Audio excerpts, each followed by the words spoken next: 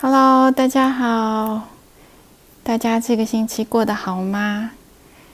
那今天呢，我们就废话不多说，直接进入主题。因为我今天，其实在做这个视频之前呢，我会感觉到有很多的朋友内心会有一些焦虑也好，或者是一些疑问也好。是非常的希望能够有一些指引，有一些获得一些解答。所以今天的这个视频我会把它叫做关于你内心的一些疑问的一些给到的一些方向，给到的一些指引，或者是一些给到我们的祝福。好，无论你内在会有一些什么样的一个疑问，一个焦虑，那比如说你可能会同时有关于工作方面的一些疑问我未来的工作的方向也好，或者是我还是不是要继续留在这间公司或者是你同时除了工作之外，你可能内在还会想要问说，那我的感情状况会是怎么样子的？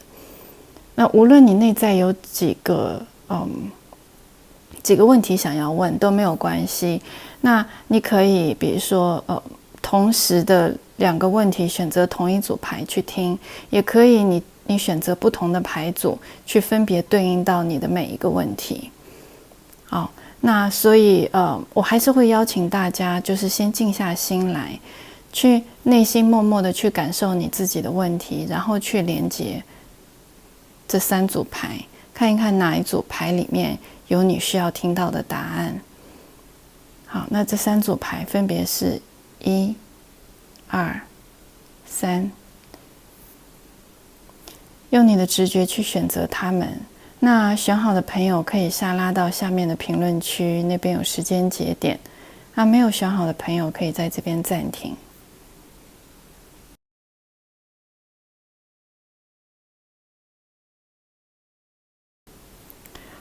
Hello， 选择第1牌组的朋友，我们一起来看一看大家内在的一些问题我们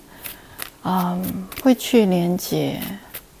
大家的一个整体的能量，然后看一看目前现阶段的问题，它会是一个什么样子的状态。好，等我一下，我来连接大家的能量。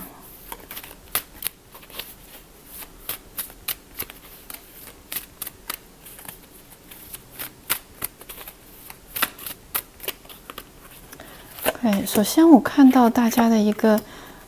有一部分的朋友的能量是集中在你的胸口，会有一些如果用语言文字来表达的话，我会把它形容成是一个比较郁闷、比较压抑的一个状态。有一些事情它并不在你的掌控之内，你很想要去做，想要去做出一些改变。无论你的问题是什么，我现在讲的是一个整体的一个部分，我连接到的能量。那等一下我们会来看一些具体的那会有就是你很渴望有那个自由度，但是又有一种无奈感，就是不知道这个力量它应该往什么方向去使劲，又从什么地方去把它释放出来，就有一种无助一种无奈的感觉。那我们再通过塔罗牌，我们再来解读一下大家的这个部分大家也可以去对应一下，看一看你的自己的一个内在，它会有一个什么样的部分正在慢慢的浮现出来。我们第1牌组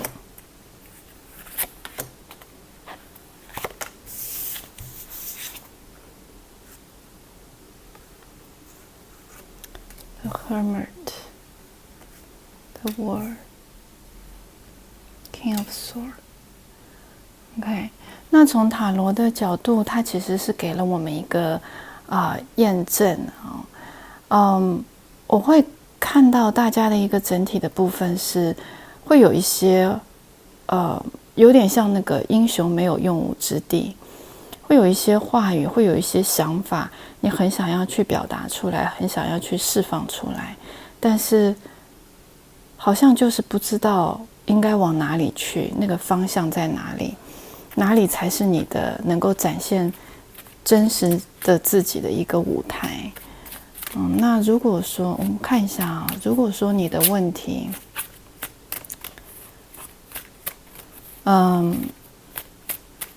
是跟你的职场有关，其实你是一个很有才华的人，但是你的才华并没有真正的去把它发挥出来，你的特长没有发挥出来。那我现在听到的讯息是，第一排组的朋友，有一些你的才能啊，就是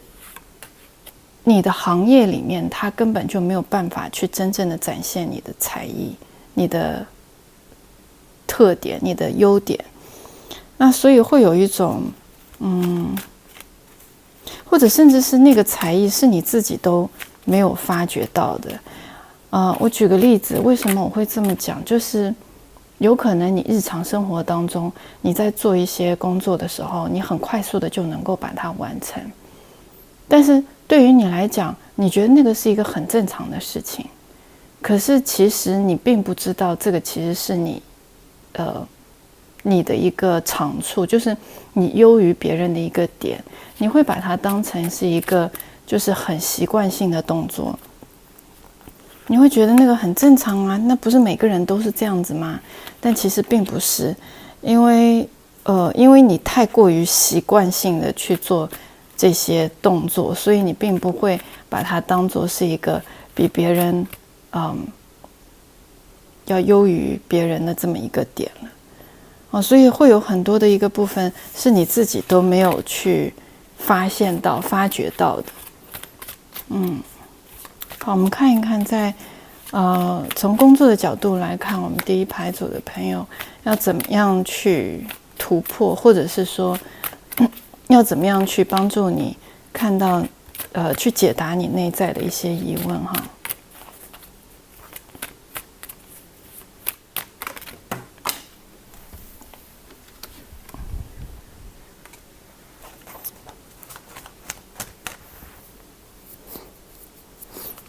会有很多的朋友，其实对于工作，从工作的角度来讲，他就是，会给你带来很多的压力。那这个压力，它其实并不是工作本身，并不是你担心说，我工作有没有做好，或者是我的任务有没有完成。那更多的，它是来自于一个和金钱相关的部分，会担心说，即使这份工作它并不是你真正喜欢的，并没有办法能够让你发挥所长的，但是你也不敢去不去做这份工作，就是或者是去做一个辞职的动作，或者是去换一份工作，因为会担心害怕接下来的这个经济的部分，它没有办法得到一个很稳定的这么一个部分，能够给到你那份安全感。所以即使这份工作你是真的是很不喜欢，但是还是就是会继续的勉强自己，强迫自己继续做下去。其实我连接到大家的能量是，你在这份工作当中，即使你有很好的一些 idea， 很好的一些想法，但是却没有得到赏识，却没有得到肯定。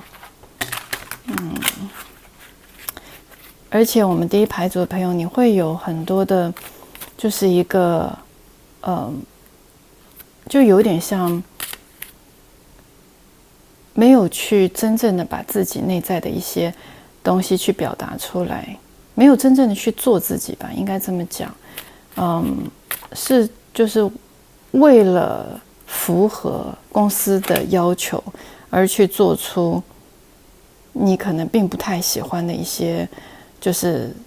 去按照工作的那个规章制度去 follow 他们的一些条条框框，或者是去 follow 他们的一些那些instruction 之类的。这是我看到的。那在工作的场合，其实这个竞争的压力也非常的大，也不是，它其实就是你会时时刻刻的，就是会警惕说，我的工作表现有没有符合领导的要求，有没有符合他的口味。那我们来看一看有什么样的一个能够给到大家一些指引，给到大家一些方向呢？从工作的角度看，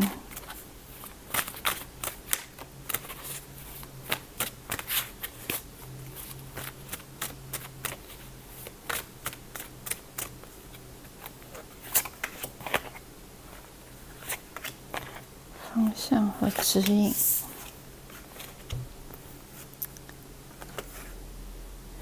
其实方向和指引，我这边看到的就是说，我们第一排组的朋友要有，其实你完全是可以去做你自己。他给到我们的这个解答就是说，当我们能够去做我们自己，去倾听我们内在的声音的时候，我们就能够去显化我们想要的一个工作的状态，一个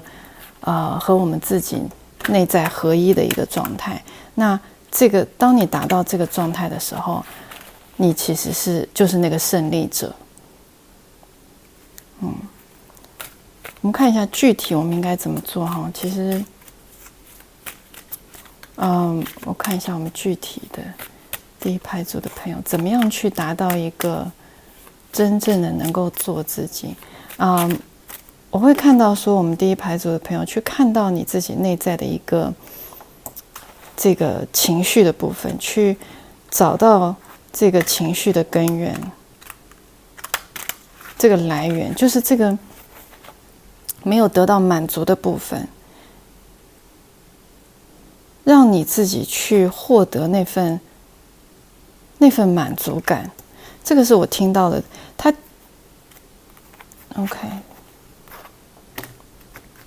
去相信你内在的智慧，你内在的智慧是来自于宇宙，它是能够给到你信息的。而且第一排组的朋友就是有一点，你们千万不要失去自信。你们的自信是非常非常的，就是对你们的工作上面来讲，或者是对你个人而言，它是一个非常非常有利的部分。当你的自信拿出来的时候，其实你并不在乎周围的人是怎么看你，周围的人是怎么讲你。即使你今天拿出来了一个方案，没有得到认同，你也不会，你的内在、你的情绪各方面也不会受到影响，因为你知道，你就是你，你做的部分就是那个最真实的你自己。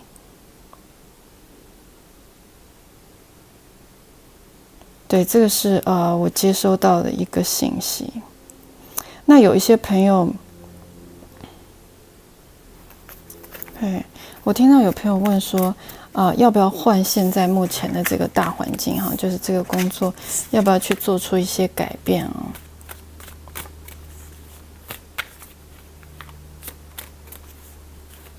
其实你的内在知道，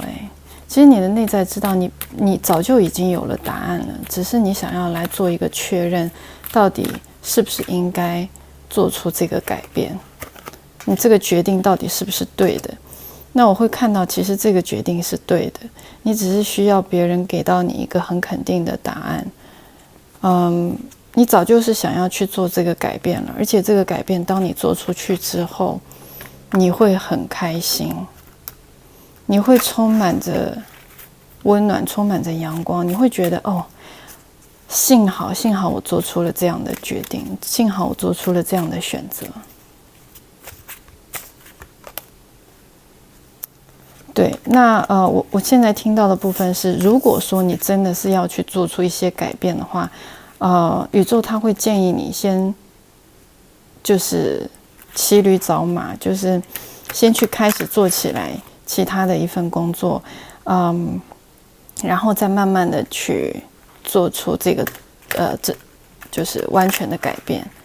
啊。那我们来看一看，从情感的角度，我们第一排组的朋友情感的角度有一些什么样的一个问题？其实我刚才连接到第一排组的朋友，从情感的角度来讲啊，你们其实会比较的需要一个独立的空间，你们会想要就是自己有一点独处的时间，是能够让你去沉淀，让你能够去和自己待在一起的时间。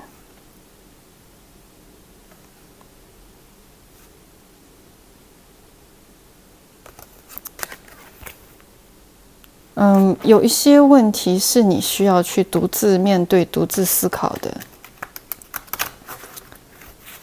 这个是而且其实，我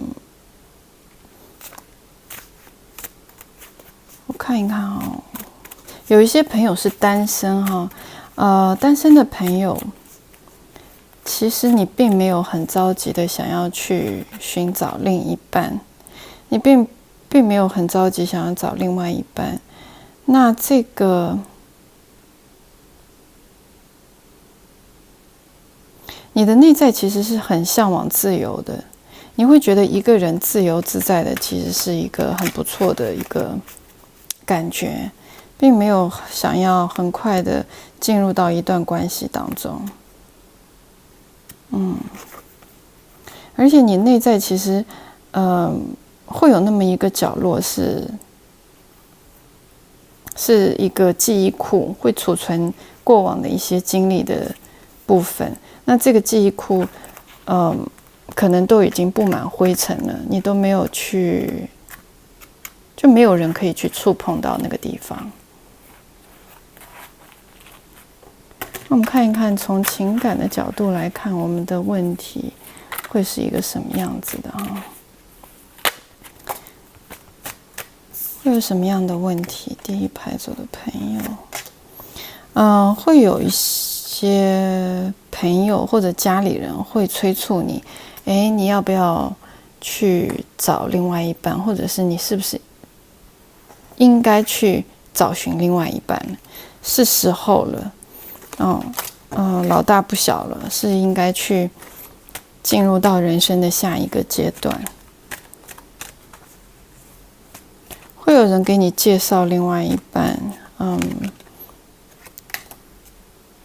会有人比你着急就对了。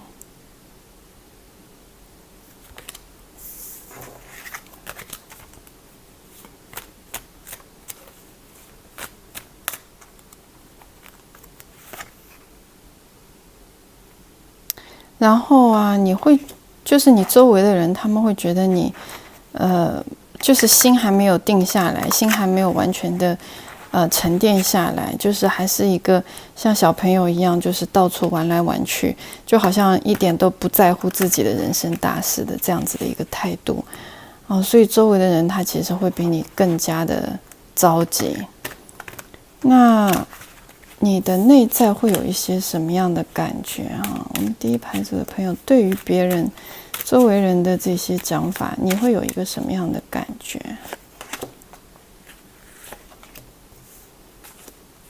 其实有点破罐子破摔，管别人说什么，我只要自己做好就好了，我只要自己觉得 OK 就好啦。而且其实第一排组的朋友，其实你们会。跟情感的部分来比较的话，其实你们会把更多的焦点、更多的能量放到你们的工作当中，放到自我的成长上面，不太会去过多的去考虑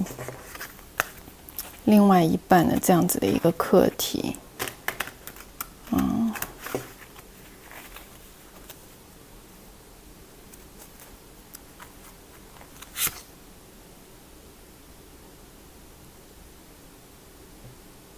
而且在感情里面呢，你们是要做大的，就是要你说了算才行的。如果今天有一个人他给到你束缚的话，或者是要管住你的话，可能刚开始的时候，你会觉得哦，好像被人管还蛮享受的，或者是还蛮好的。可是只要时间一长，你就会觉得那个就好像被禁锢起来，就是没有那个自由度，你会觉得很不舒服。所以在感情里面，其实你是需要去，就是有话语权的。而且，说实在的啦，就是我感觉到大家的一个能量是，没有一段感情能够真正的给你带来安全感的。哪怕这个人对方他就是说的很好，或者是他做的很好，但是你还是会担心害怕，就是这些东西迟早有一天他会没有，他会消失，或者是他会不见。这个是你内心会有的一个不安全的感觉。所以我现在接收到的一个部分就是说，与其我要担惊受怕哪一天这些东西会消失不见，那不如我就潇洒的自己一个人过我自己想要过的生活就好。那我们看一看有什么样的一个指引或者是一个方向可以给到我们情感的部分哈。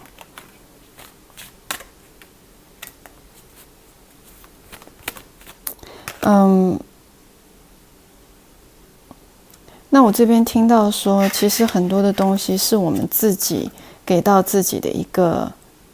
限制，那或者是自己跟自己的内在产生了一些冲突，产生了一些矛盾，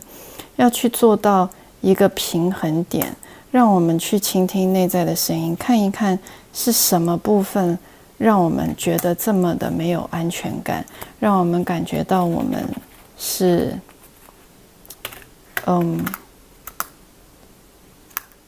需要外在给到我们自由的。那其实这个部分，这个安全感的部分是来自于我们的内在的。看一看哈。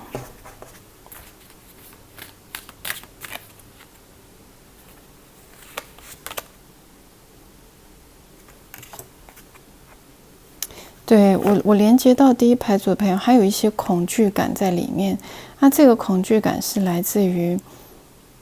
你在你的舒适圈里面会很害怕踏出这个舒适圈，去到外面的世界，去把自己的内心真正的去打开，去迎接另外一个人的进来。我们看一看宇宙的祝福是什么哈，给到我们第一排组的朋友有什么样的一个祝福？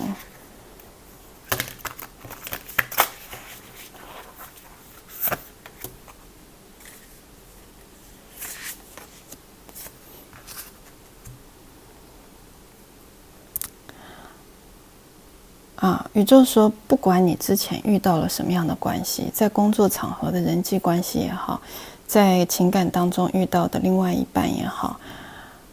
那个都是你过去的业力产生的一个关系，产生的一个连接。那段业力已经过去了，它不再会影响到你未来的情感关系或者人际关系。那你是宇宙的小孩。而且你是宇宙的黄金小孩，我听到，所以你是非常珍贵，你是宇宙的礼物。所以接下去的路，请你大胆的向前走，不要担心，不要害怕，你会没有那份安全感，或者是你会没有那个宇宙的保护。你永远都是被祝福着的。所以这个是我给第一排组的朋友的一些解读，希望能够帮助到大家。那喜欢我的朋友，请帮我按赞、转发，要关注我哦，谢谢你们，拜。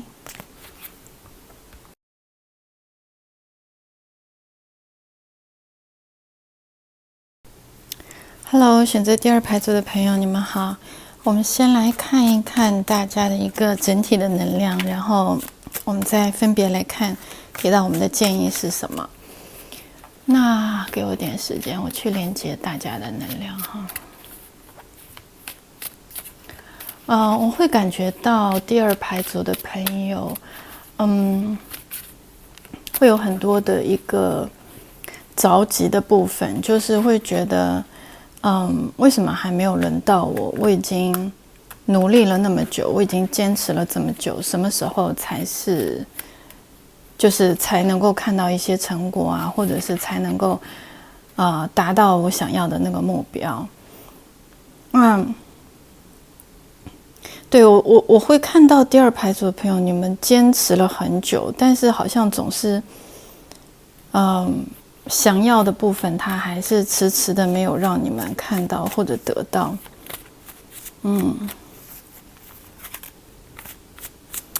对，而且你们已经听厌了，就是再坚持一下下的这种话，就是讲说啊，我到底要坚持多久才是头啊？我什么时候才能熬出头？这样子。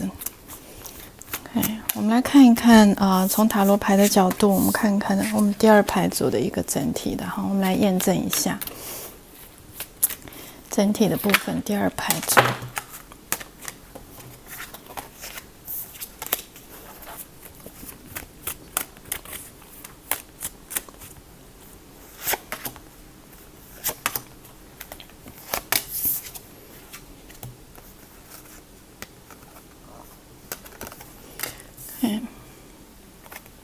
Six of Pentacles, Six of Cups, Nine of Swords。好，那我们这边看到第二排组的朋友，有些朋友可能你会去做一些 prayer， 做一些祈祷，做一些就是祈求啊，就是说什么时候才是我得到奖赏的时候，什么时候才是我被看到的时候，或者是我被眷顾的时候。很希望这个时间它能够快一点的到来。不管你现在在什么样的一条路上正在努力，有的时候你会信心满满的说，好，没关系，我就再坚持一下，我再努力一下。可是，可能坚持了一段时间之后，还是没有达到你想要的那个点的时候，你就会觉得，就是有点气馁，有一点觉得。那到底是怎样？我到底还要不要坚持这条路？它到底是不是我应该要去走的路？这个是我看到的大家的一个整体的部分。那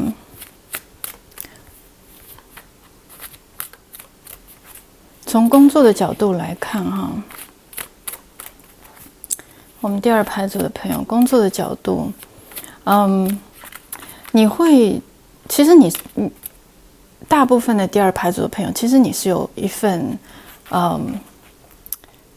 工作，但是这份工作就是它不会让你赚很多，它可能就是你的收入和支出就是每个月都是基本上持平的状态。那如果说你想要到达一个更丰盛的状态的话，它就会让你产生很多的焦虑，它就会觉得让你觉得为什么？就是我没有办法再多赚一点，或者是我能够再宽裕一点。然后其实第二排组的朋友，你们会有很多自己的想法，很想要去突破，很想要去做一些新的事情，来改变目前的现状，就是能够比如说做一个副业啊，就像别人一样，可能去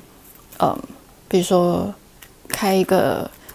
就是频道啊，或者是做一个网红啊之类。可是就做一做就觉得好像这条也不是适合我的路。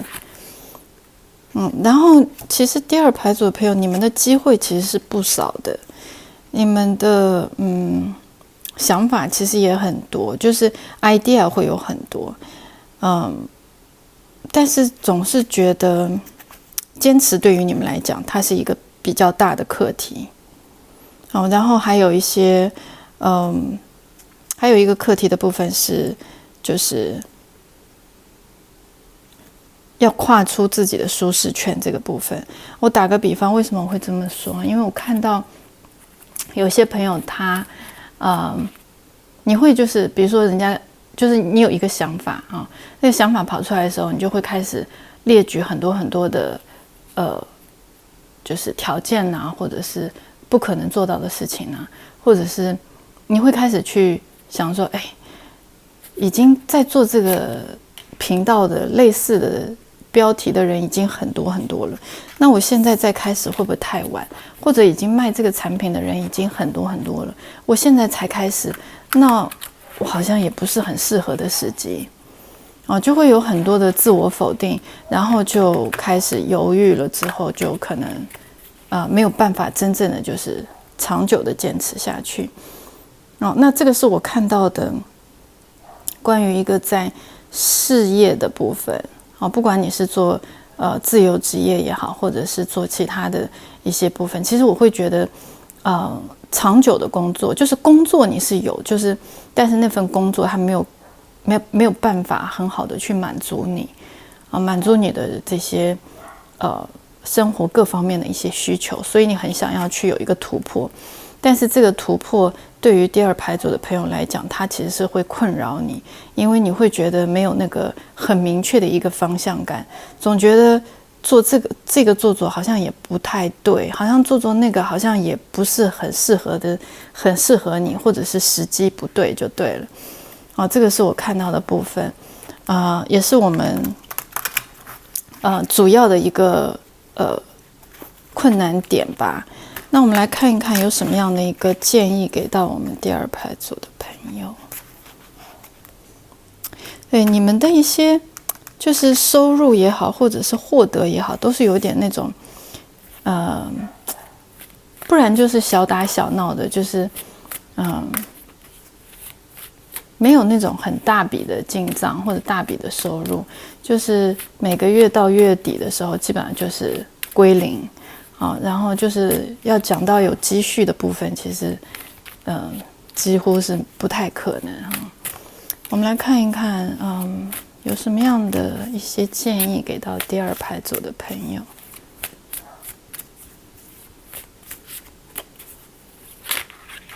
其实你们的行动力是很好的OK， 我们这边有一个建议我们看一下。第二牌组的朋友，如果说你们有兴趣去学习一些新的东西，去学习一门技术它会能够帮助到你们去有一个全新的突破，有一个新的一条路，会有一扇新的大门为你们打开。那还有一个部分是尝试着我现在收到的讯息是，如果你们去学习一个新的东西，一个新的技能不管是什么，塔罗也好或者是疗愈也好或者是比如说任何的你感兴趣的东西，它能够让你在学习的过程当中遇到志同道合的人。那这个志同道合的人可以帮你走出，就是你们可以一起去合作，去走出这个好像停滞不前的这个困境。这个是我接收到的讯息。看一看去学习什么样的部分你可以选择去学一个你感兴趣的，那我这边也可以帮你看一看，我们要去学习哪个方向的东西会比较适合你。牌组朋友去学习什么方向？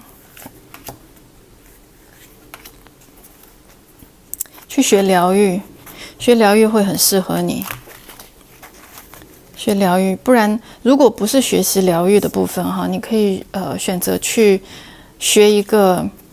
就是跟你的本来的专业相差很远的东西。就比如说可能你原本是学理科的东西，那你现在跳出去学一个文科的部分。比如说你本来是学会计的好了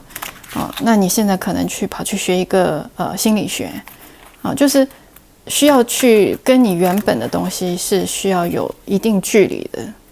完全就是两条路的这样子的一个东西，它能够帮助你去建立起来你的事业王国。那这边打个小广告，如果说有感兴趣学疗愈的话，或者学身心灵塔罗的朋友的话，可以私信我，我们都有开工作坊，都有开课哈。OK， 那我们再来看一看第2排组的朋友关于我们的感情，看一看感情为什么会让我们有一些小苦恼？我看到有一些朋友的感情方面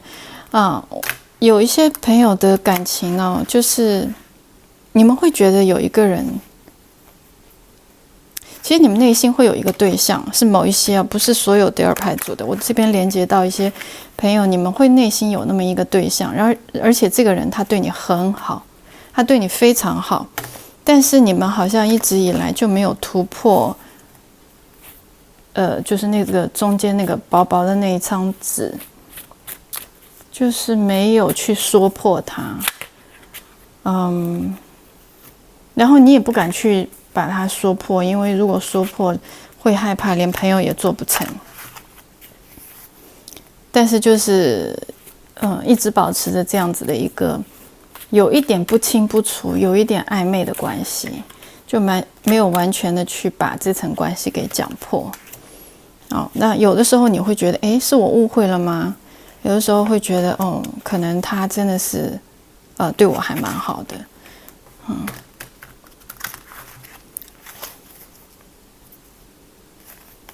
看一看你脑袋里面现在想的这个人，他是不是你的另外一半他是不是那个人？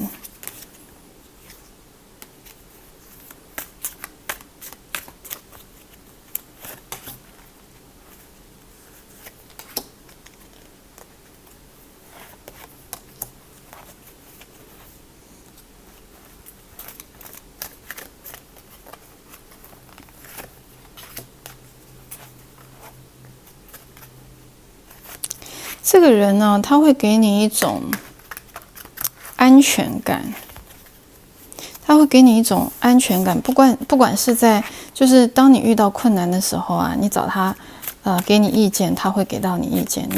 你需要帮助的时候，他会给你一些实质上的帮助。这个人他是就是跟你很在同一边的这么一个人，你可以什么事情都去依赖他的这么一个人。他有点像是你的家里人，就是他会像家人一样的照顾你。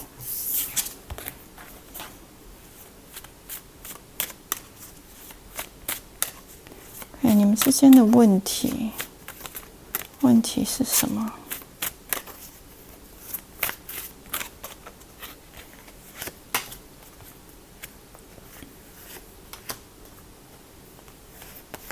这个人他给你内在的感觉就是有点，就像我前面讲的，他并不是一个让你觉得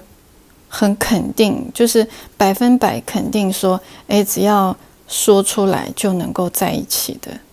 他会让你觉得有的时候给你的距离有点远，有的时候又很近，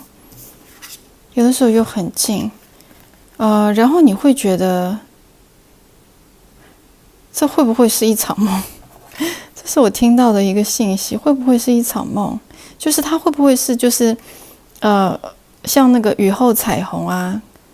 之后它就会消失不见。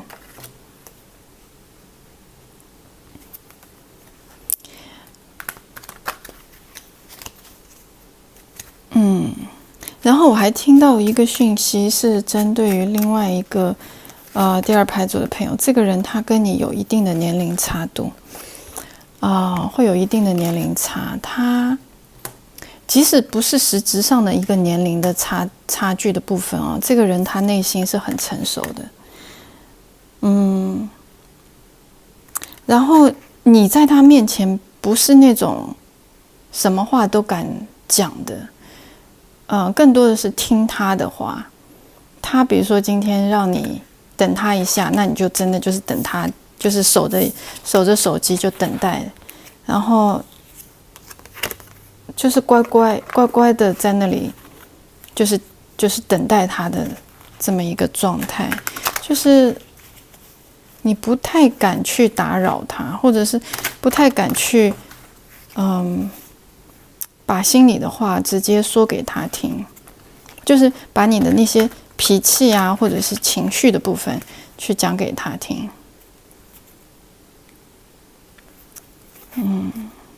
但是这个人他会给到你非常多，就是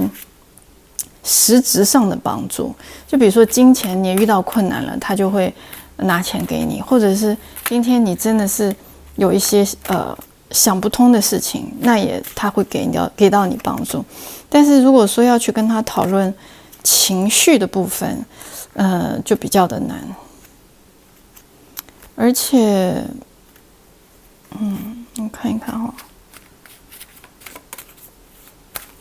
我们要怎么样给到一些什么样的建议哈，跟这个人的关系。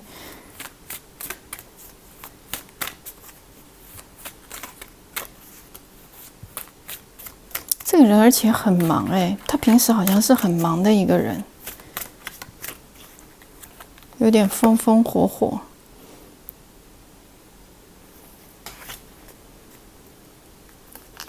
好，我们这边有一个建议是说，请第二牌组的朋友不要太过，就是不要想太多啊，不要考虑太多，不要思考太多，就是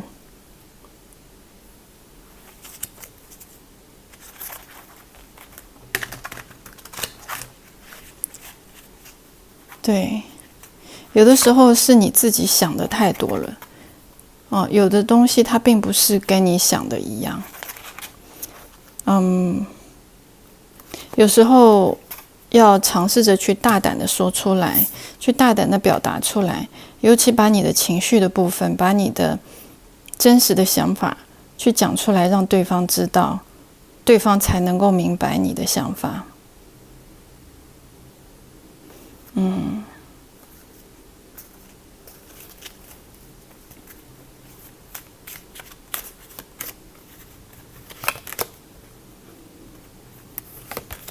其实我这边听到对方其实并不一定知道你对他的感觉。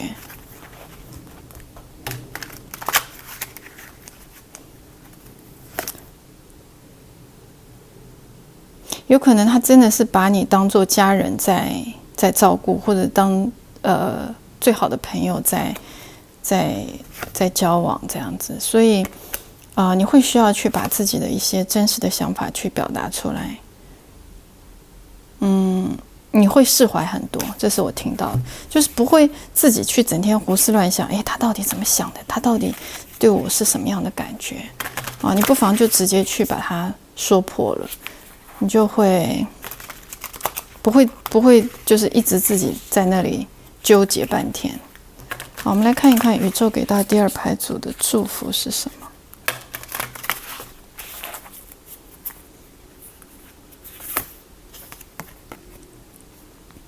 You are not alone. 你并不是孤单的一个人，你并不是只有你自己。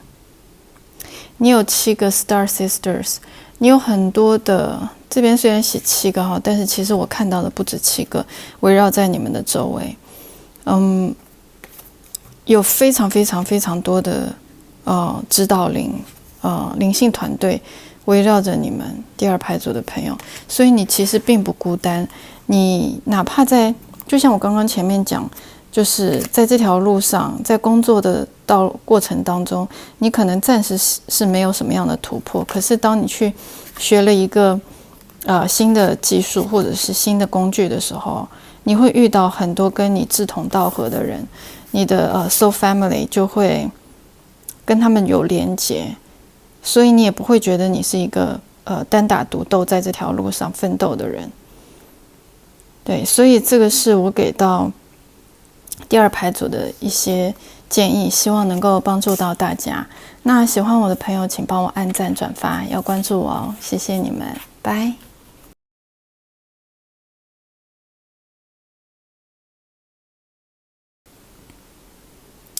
Hello， 选择第3牌组的朋友，大家好。我们一起来看一看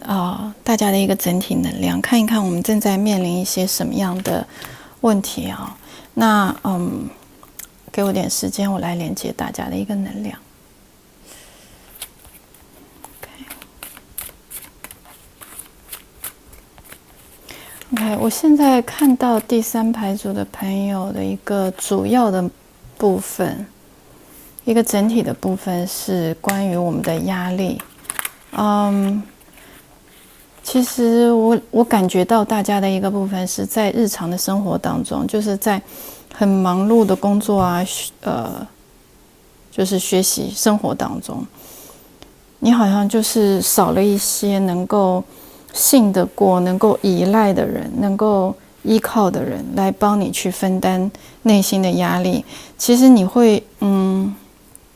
有的时候你自己都没有办法把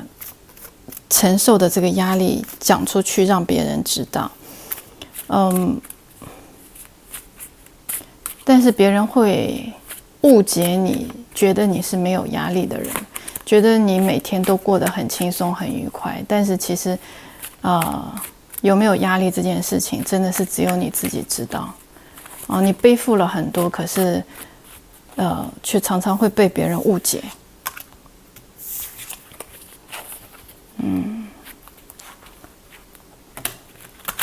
OK， 我们来看一看，从塔罗牌的角度来看啊，我们第三排组的一个目前正在面临的一个什么样子的一个能量的部分。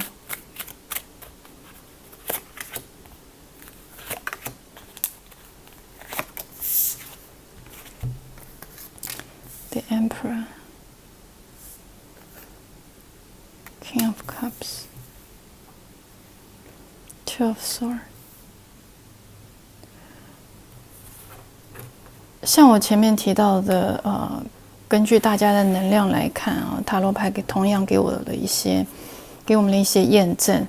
那第三排组的朋友，其实你们的压力真的还蛮大的，可是这个压力你们是没有办法去诉说出来的，没有办法去跟任何人讲。并不是说你们不愿意去谈，不愿意去讲，更多的是，其实你会觉得我讲了也没有人懂。我讲了也没有人会理解，那我多说还有什么用？或者是你曾经其实会尝试去把它讲出来，把它去说出来，你会选择那些跟你很亲近的人，比如说家里人你会选择跟他们去谈论，但是其实那个结果每一次都是更多的会让你觉得没有被理解，或者是就是不欢而散反而会让你觉得。就是更郁闷了，就是会觉得连我的自己家人他们都没有办法理解我那我还是选择不要再讲好了。但其实很多事情真的是只有你自己默默的去承受啦。这个是我看到的。这个里面其实你会有很多的担心，很多的焦虑就是在你承受的这些压力里面。很多是关于事业上的，就是要拼命的，就是站稳脚跟，更多的是想要站稳脚跟，就是维持目前的这么一个成绩，或者是要维持现在的这个收入水平，诸如此类的一些压力，它是来自于就是要维持住，就是要盯住，就是要撑住的感觉那我们再来看一看具体的我们从事业的角度来看一看，第三排组的朋友在事业当中现在是一个什么样子的部分？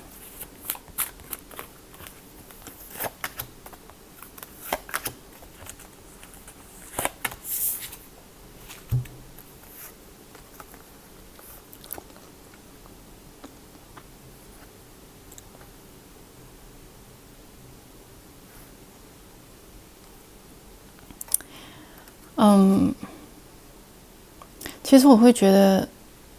你会第三排组的朋友的事业方面，其实你现在处在一个位置是，其实你的事业是还蛮稳当的，还蛮稳的，但是你会有一点力不从心的感觉。这份工作你可能已经做了很久了，但是或者是之前有过一些变化。就近期它出现了一些变化，或者是你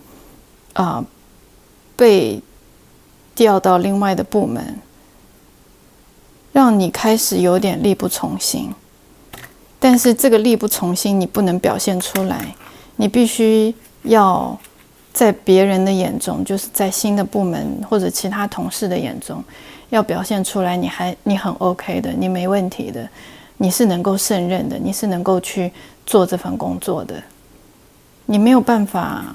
也不可能让别人知道你内在的那个担心和害怕。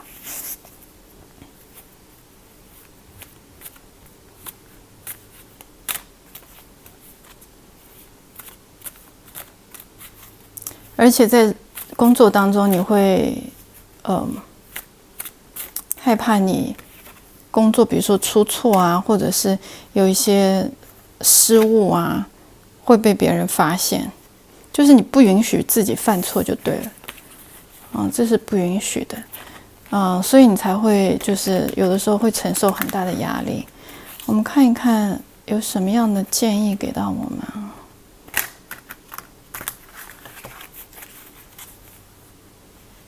而且你给别人的感觉就是很自信，就是对我现在听到的一个部分是第三牌组的朋友，你们一直以来都是很优秀的人，至少在别人眼中你都是那个很优秀的人。但其实你自己内在一直会就是 push 你自己说我要更好，我要再好一点。我还不够，我需要做得更好。因为你会担心自己的某一个弱点会被别人发现。看看有什么样的建议啊，给到我们第三牌组的朋友。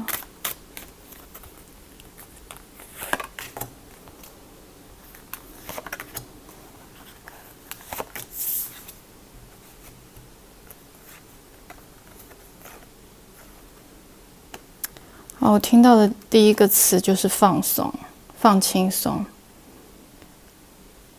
你可以去做一个按摩啊，享受跟家里人待在一起的时间啊，给到自己放松的时间，给到自己放空的时间，就是有一段时间是不需要去想工作的，让你的生活有一个平衡度。就是不要一直处于那个紧绷的状态。目前的你太紧了，你去感觉一下你的脖子，它好酸哦。因为我连接大家的能量以后，我觉得一直都处在那个颈椎的地方，所以那个肩颈的部分可能会需要去做一个放松说明大家可能在电脑面前，在那个就是看太多嘛所以那个紧张感、压力感都来了。所以给到大家的建议是，可以出去旅行啊，可以去泡个热水澡。它其实这个里面有很多水的能量，你可以去湖边啊、海边啊、小溪边去感受水的能量给到你的一个净化，给到你的一个放松的感觉。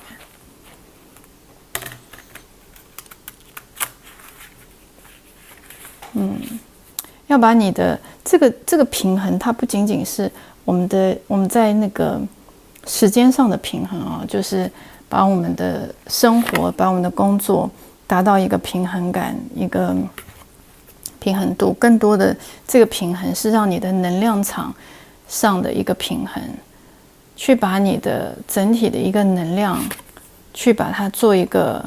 清洁，做一个释放，做一个重启的动作。所以才要去接触大自然，去接触水的能量。水元素对你来说很重要，水元素、土元素都可以去把你的重量、你的沉重感去释放到大地母亲的怀抱里面。这个是我看到的跟工作相关的。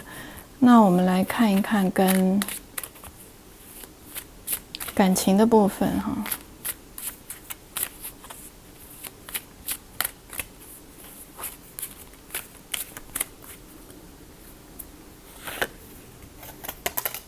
感情的部分，我这边连接到第三排组的朋友，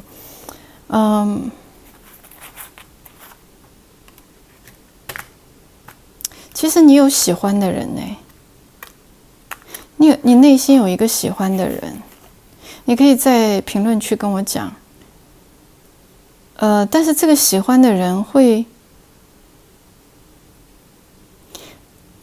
他会，就是他不会给你很明确的表示，他可能是，有很多人喜欢这个人，就是你喜欢的这个人，同时间也有很多其他的人喜欢他，然后你心里面想的这个人，他也不表态，也不说自己喜欢的那个人是谁，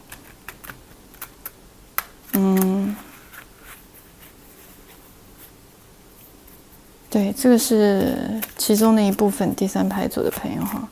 我们再看一看感情的部分，还有什么样的一些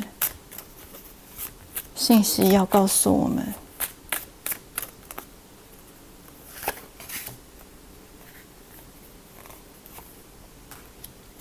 那有一些朋友是很想要去释放掉之前的一些感情，想要重新开始，很想要释放掉过去的一些失败的过程吧，想要有一个全新的开始，想要有一个全新的开始。我们看一看最近会不会有新的恋情哈？第三排组的朋友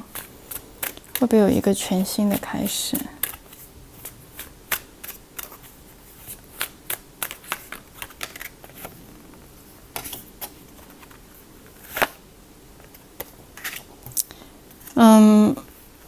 你可能你心里面想的这个人，他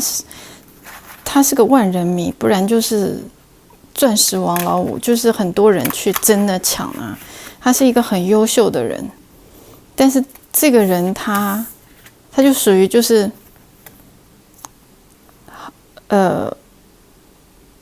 他也不能说是他很享受你们在那里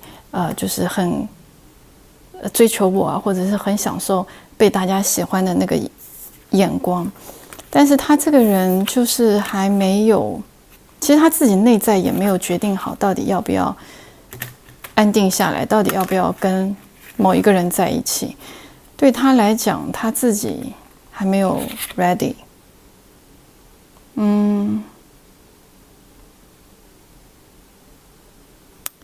对，我们看一看啊，最近对方对你的感觉啊，对方对你的感觉。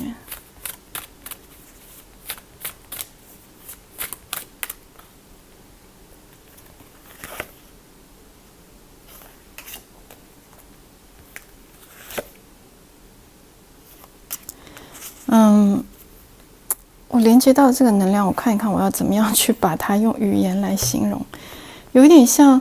你再努力一点点，就是对方对你的感觉有一点是那种，他其实已经看到你的努力了，他其实已经感觉得到你的努力了，但是他其实有一种比较喜欢这种，或者是比较享受这种被努力的感觉，就是你把对方就是他很享受这种被捧在手心啊，或者是被关注的感觉，被宠爱的感觉，被仰望的感觉。对，这个是我看到的一个部分。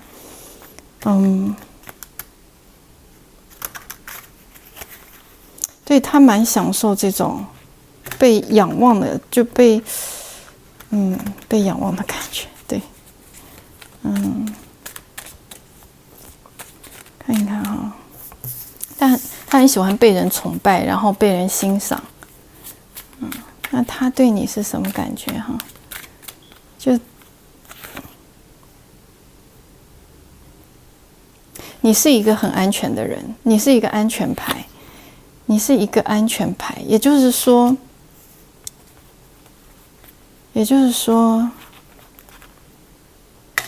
你会让他觉得很安全。另外的部分是，今天他如果说有什么样的一个挫折啊，或者是他有一个什么样子的一个不如意的时候，他会从你那里去找到安全感，他会看向你，他会希望你能够安慰他，他会在你这里找到一个安全的避风港的感觉。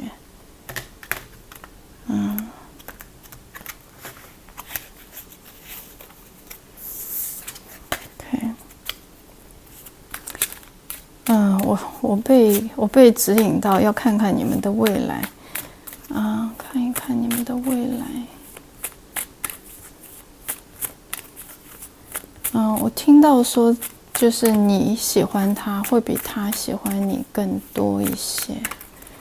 我们看一看你们的未来是什么样子。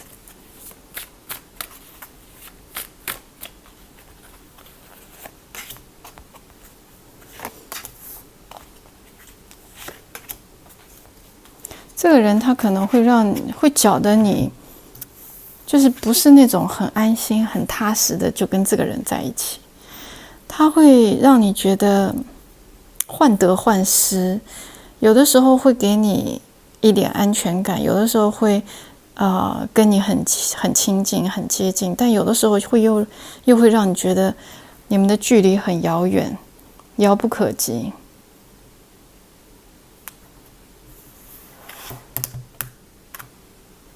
而且这个人的妈妈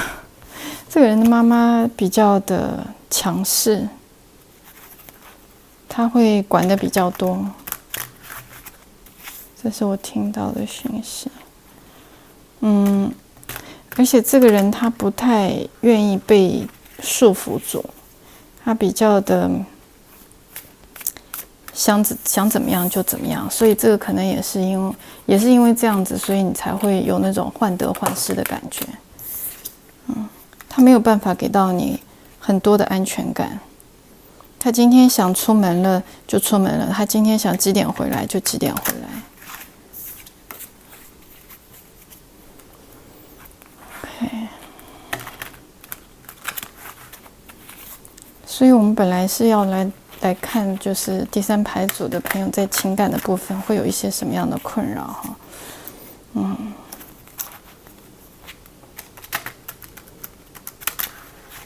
我们看一看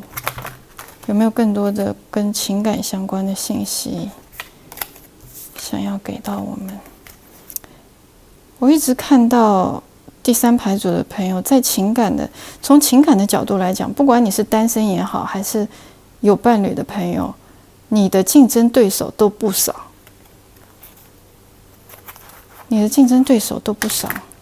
我一直不停地看到同一个画面。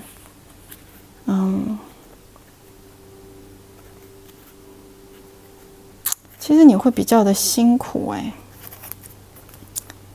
就是一直会有很多的人跟你关注同一个人。我们看一看，对，我又看到这幅画面，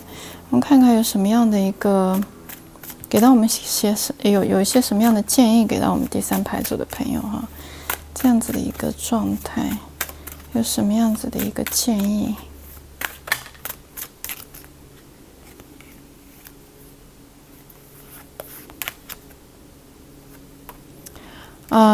你或许可以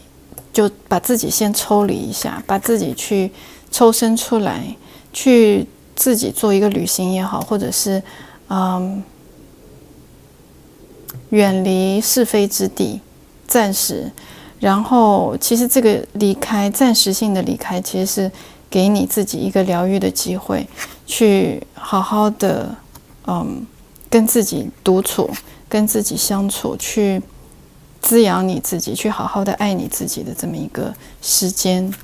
把这个时间拿出来给到你自己。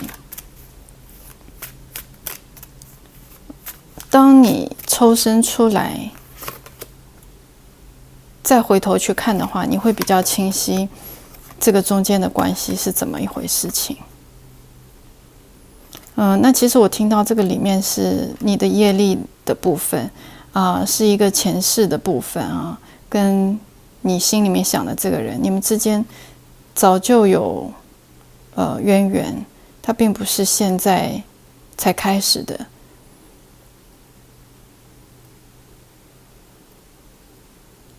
然后其实你们之间有一些部分是很相像的，就是性格也好，脾气也好有一些想的东西也很相似。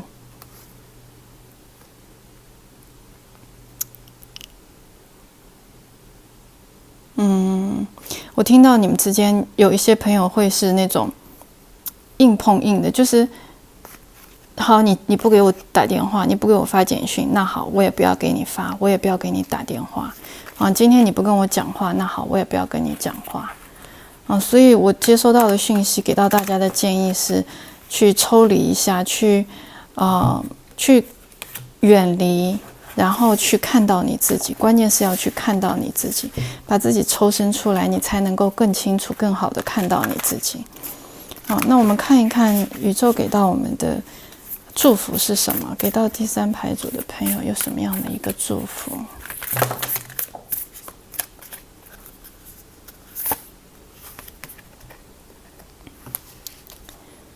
？The Void， 虽然看起来周围是一片漆黑，周围是没有是看不到任何的光，但是它其实并不是全黑的。当你仔细去看的时候，你会发现你的周围它其实并不是完全的一片黑色。那宇宙它还传递说，告诉第三牌组的朋友，静静的等待，属于你的时间会到来。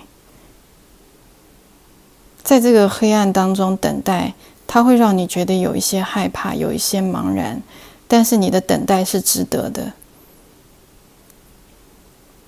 当黎明来临的时候，你会发现你的身边，你的生活里面充满着喜悦，充满着快乐和幸福。那这个就是我给第三牌组的朋友的一些建议，希望能够帮助到大家。那喜欢我的朋友，请帮我按赞、转发，要关注我哦，谢谢你们，拜。